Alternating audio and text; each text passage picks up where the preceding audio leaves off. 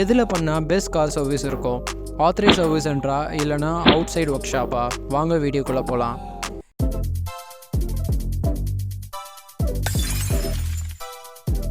இதில் 2 category people இருக்காங்க. First category people new car வாங்கினதுக்கப்புறம் ஆஃப்டர் சர்வீஸ் முடிஞ்சதுக்கப்புறம் லோக்கல் ஒர்க் ஷாப் போவாங்க.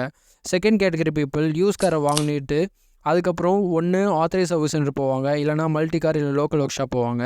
2 கேட்டகரி பீப்புளும் எதிர்பார்க்கறது குவாலிட்டியான சர்வீஸ் தராங்களா, ஜென்யூன் ஸ்பேர் பார்ட்ஸ் யூஸ் பண்ணுறாங்களா.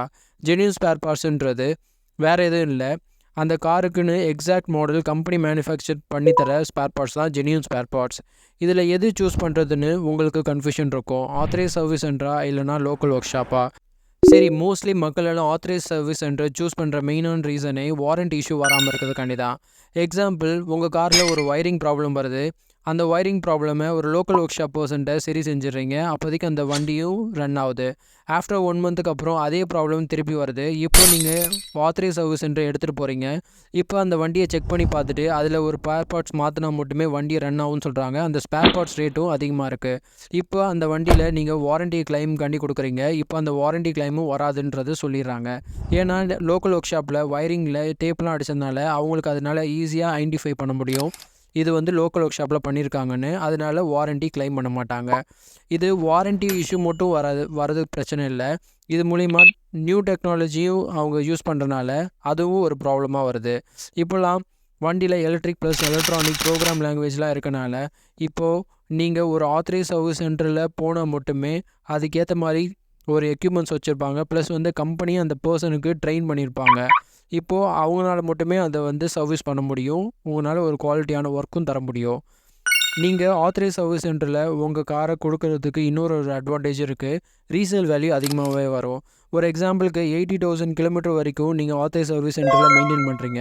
அதுக்கப்புறம் லோக்கல் ஒர்க் ஷாப்பில் மெயின்டைன் பண்ணுறீங்கன்னா இப்போது உங்களோட சர்வீஸ் ஹிஸ்ட்ரி அந்தளவு ப்ராப்பராக இருக்காது. அதனால ரீசேல் வேல்யூவும் கம்மியாக வரும்.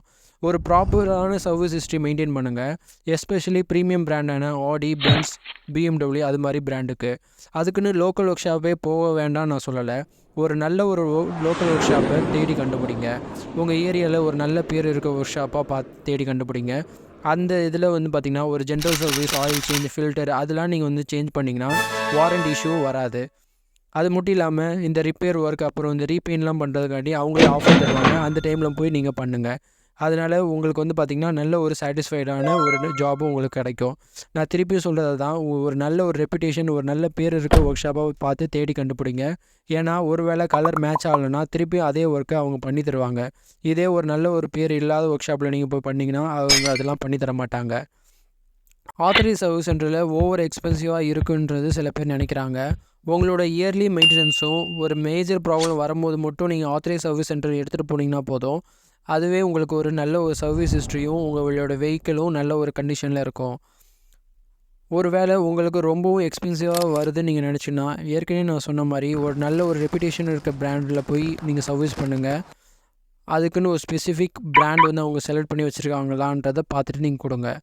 லாஸ்ட் பட் நாட் லீஸ்ட், உங்கள் காரை சர்வீஸ் விடும்போது estimation amount, estimation time, date before service பண்ணுறதுக்கு முன்னாடி கேளுங்க.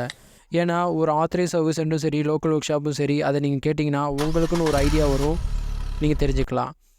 இந்த வீடியோ உங்களுக்கு யூஸ்ஃபுல்லாக இருந்திருக்குன்றதை நான் நம்புகிறேன். இருந்தால் லைக் பண்ணுங்கள், சப்ஸ்கிரைப் பண்ணுங்கள். தேங்க்ஸ் ஃபார் வாட்சிங்.